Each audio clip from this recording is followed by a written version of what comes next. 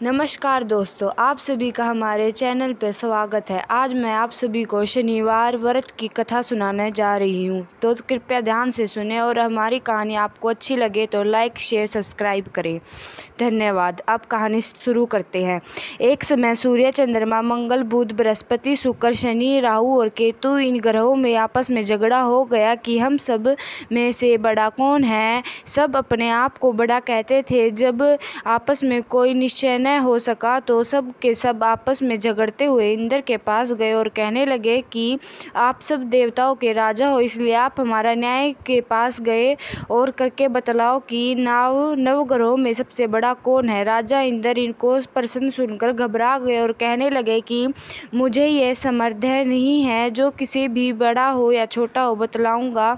मैं अपने मुख से कुछ भी नहीं कह सकता हूँ। हाँ, एक उपाय हो सकता है। इस समय पृथ्वी पर राजा विक्रमादित्य दूसरों के दुखों का निवारण करने वाले हैं, इसलिए तुम सब मिलकर उन्हीं के पास जाओ, वही तुम्हारे दुखों का निवारण करेंगे।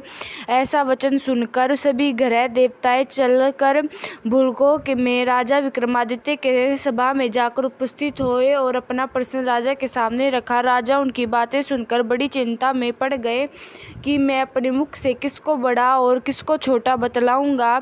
जिसको छोटा बतलाऊंगा वही क्रोध करेगा, परंतु उसका झगड़ा निपटाने के लिए एक उपाय सोचा कि सोना, चांदी, कांसा, पीतल, सीसा, रंगा, जस्ता, ब्रक और लोहा नव धातुओं के 9 आसन बनवाए। सब आसनों को कम से जैसे सोना पहले और लोहा सबसे पीछे बिछाए गए। इसके पश्चात राजा ने सब ग्रहों से कहा कि आप सब अपने अपने आसनों पर बैठिए। जिसका आसन सबसे आगे वह सबसे बड़ा और जिसका आसन सबसे पीछे वह सबसे छोटा जानिए। क्योंकि लोहा सबसे पीछे था वह शनिदेव का आसन था, इसलिए शनिदेव ने समझ लिया कि राजा ने मुझको सबसे छोटा बना दिया है।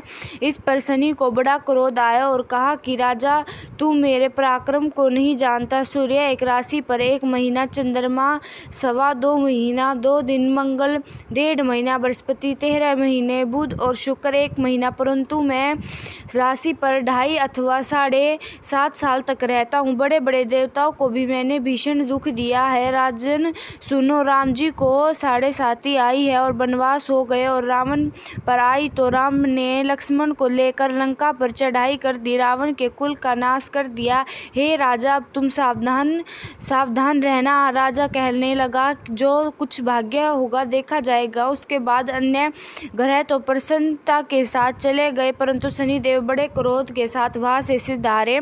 कुछ काल व्यतीत होने पर जब राजा को 7.5 की दशा आई तो शनिदेव घोड़ों के साथ गौर बनकर उनके सुंदर घोड़ों के सहित राजा की राजधानी में आए। जब राजा ने सौदागर के आने की खबर सुनी तो अपने अश्वपाल को अच्छे घोड़े खरीदने की आज्ञा दी। अश्वपाल ऐसी अच्छी नस्ल के घोड़े देखकर और उनको मूल्य सुनकर चकित हो गए और परंतु ही राजा को वो खबर दी। राजा उन घोड़ों को देखकर एक अच्छा सा घोड़ा चुनकर सवारी के लिए चढ़ा। राजा के घोड़े की पीठ पर चढ़ते ही घोड़ा जोर से भागा। घोड़ा बहुत दूर एक बड़े जंगल में जाकर राजा को छोड़कर अत्यंत हैरान हो गया, परंतु इसके बाद राजा केला के जंगल में भटकता फिरता रहा। बहुत देर के पश्चात राजा ने भूख और प्यास से दुखी होकर भटकते भटकते एक ग्वाले को देखा। ग्वाले ने राजा को प्यास से व्याकुल देखकर पानी पिलाया। राजा की उंगली में एक अंगूठी थी, वह उसने निकाल कर प्रसन्नता के साथ ग्वाले को दे दी। शहर के ओर चल दिया। राजा शहर में पहुंचकर एक सेठ की दुकान पर जाकर बैठ गया और अपने आप को उज्जैन का रहने वाला तथा अपना नाम विवाक बतलाया। सेठ ने उसको एक कुलीन मनुष्य समझकर जल आदि पिलाया। भाग्यवश उस दिन सेठ की दुकान पर बिक्री बहुत अधिक हुई। तब से सेठ उसका भाग्यवान पुरुष समझकर भोजन कराने के लिए अपने साथ ले आया। भोजन करते समय राजा ने आश्चर्य की बात देखी कि घूंटी पर हार लटक रहा है और वह घूंटी उस हार को निकल रही है। भोजन के पश्चात कमरे में आने पर जब सेठ के कमरे में हार न मिला तो तो सबने यही निश्चित किया कि विका के और कोई इस कमरे में नहीं आया। अंत अवश्य ही उसी ने हार चोरी किया, परंतु विका ने हार लेने से मना कर दिया। इस पर 5-7 आदमी इकट्ठा होकर उसको फौजदार के पास ले गए। फौजदार ने उसको राजा के सामने उपस्थित कर दिया और कहा कि ये आदमी तो भला प्रतीत होता है, चोर मालूम नहीं होता, परंतु सेठ का कहना है कि इसके सिवाय और कोई घर में आया ही नहीं, अवश्य ही इसने ही चोरी की है। तब राजा ने आज्ञा दी कि इसके हाथ पेट काटकर चौरंगिया किया जाए। राजा की आज्ञा का तुरंत पालन किया गया और विवाह के हाथ पैर काट दिए गए। इस प्रकार कुछ काल व्यतीत होने पर एक तेली उसको अपने घर ले गया, कोल्ह पर उसके बिठा दिया। विका उस पर बैठा हुआ अपनी जुबान बैल हकंत रहा। शनि की दशा समाप्त हो गई और एक रात को वर्षा ऋतु के समय वह मल्हार राग गाने लगा। उसका गाना सुनकर उस शहर के राजा की कन्या उसे राग पर मोहित हो गई और दासी को खबर लाने को भेजा कि शहर में कौन गा रहा है। दासी सारे शहर में फिरती फिरती क्या देखती है कि तेली के घर में चौरंगिया राग गा रहा है। दासी ने महल में आकर राजकुमारी को सब वृत्तांत सुना दिया। बस उसी क्षण राजकुमारी ने अपने मन में यह प्रण लिया, चाहे कुछ भी हो जाए, मैंने चौरंगिया के साथ विवाह करना है। पर अंत काल होते ही जब दासी ने राजकुमारी को जगाना चाहा तो राजकुमारी अनशन व्रत लेकर पड़ी रही। तब दासी ने रानी के पास जाकर राजकुमारी के न उठने का वृत्तांत कहा। रानी तुरंत ही वहां पर आकर कुमारी को जगाया और उसके दुख का कारण पूछा तो कुमारी ने कहा, माताजी, मैंने यह प्रण लिया है कि तेली के घर में जो चौरंगिया है उसी के साथ विवाह करूंगी। माता ने कहा, पगली है, बात कह रही है, तुझको किसी देश के राजा के साथ प्राण जाएगा।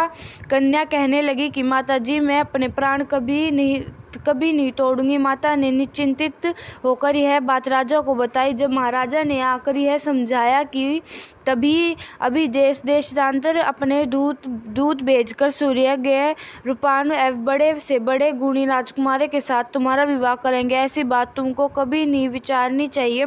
कन्या ने कहा, पिताजी, मैं अपने प्राण त्याग दूंगी, परंतु दूसरे से विवाह नहीं करूंगी। इतना सुनकर राजा ने क्रोध से कहा, यदि तेरे भाग्य में ऐसा ही लिखा है तो जैसी तेरी इच्छा हो वैसा ही कर। राजा ने तेली को बुलाकर कहा कि तेरे घर में जो चौरंगिया है उसके साथ मैं अपनी कन्या का विवाह करना चाहता हूँ। तेली ने कहा कि यह कैसा हो सकता है, कहाँ आप हमारे राजा और कहाँ मैं एक नीचे तेली। परंतु राजा ने कहा कि भाग्य लिखे और कोई टाल नहीं सकता, अपने घर जाकर विवाह की तैयारी करो। राजा उसी समय तोरण और वंदन वार लगवाकर अपनी राजकुमारी का विवाह चौरंगिया के विक्रमादित्य के साथ कर दिया।